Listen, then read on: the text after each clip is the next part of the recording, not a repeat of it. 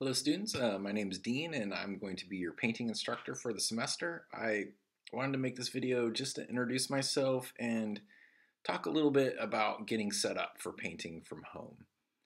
Unlike the classroom where everything is provided, you're going to have to scrounge a little bit to pull something together. Be creative.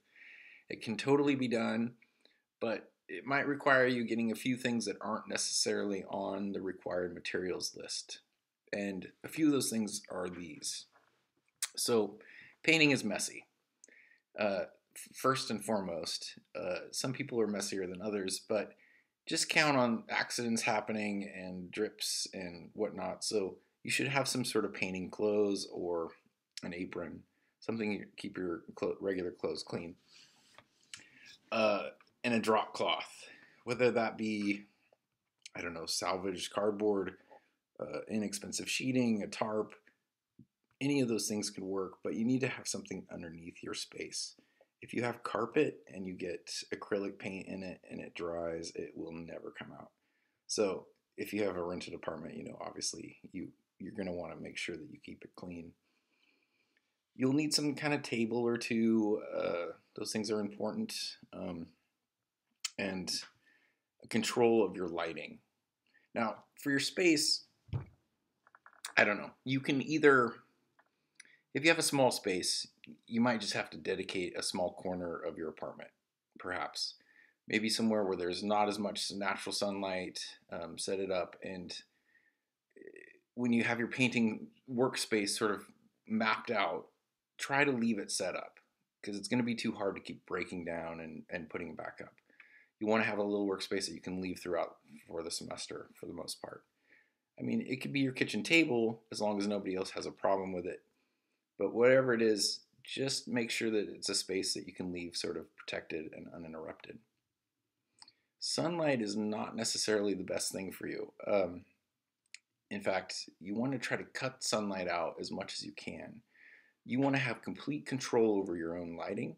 And since the sun is constantly moving, it will, keep changing the shadows on your still lives, on your painting subject, on your work area. And it's just too strong sometimes. So instead, what you want is at least one strong desk lamp or a clip-on light, something that you can point towards your still life or subject matter, and maybe a second one that you can point up towards the ceiling, which will bounce off the ceiling and then diffuse throughout the room, giving you ample light to work for or work from without affecting the lighting on your still life as much. Additionally, as far as still lifes go, you're going to be responsible for setting up your own still lifes in this class. Unlike in the classroom where all that was pretty much put on my shoulders, now you're going to have to be able to set them up yourself. It's crucial that you work from life. It's not the same working from a computer screen, so that might mean a little bit of, again, scrounging around to try to get suitable, interesting looking materials to work from.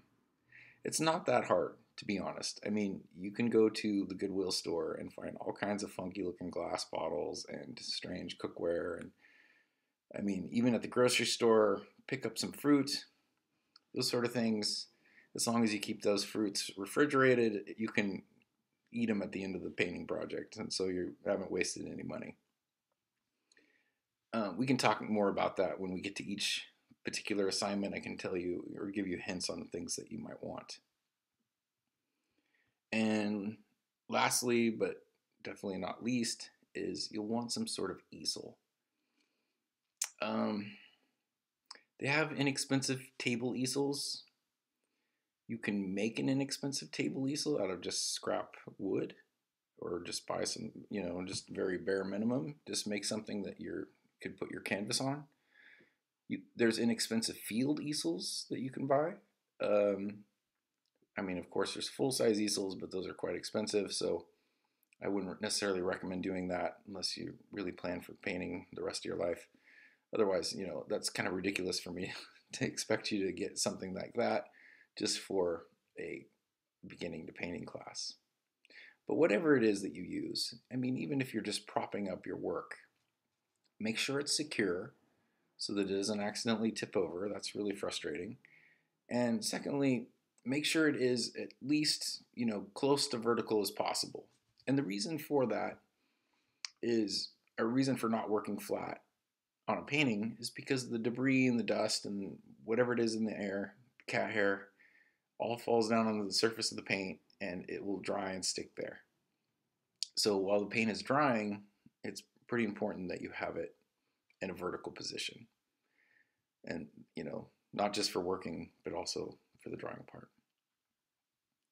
I'm going to go ahead and there's a couple of images I'm going to show you, and it's of something that I pulled offline from another instructor, and it shows a good idea on a workspace that's doable.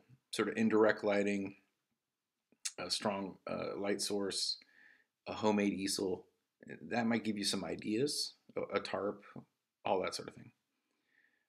Plus, I'll go ahead and just film a little bit around my own space here. I mean, what this is for me is kind of a painting / recording studio / drawing studio that I've sort of set up in my home just to make these videos. So it's kind of chaotic.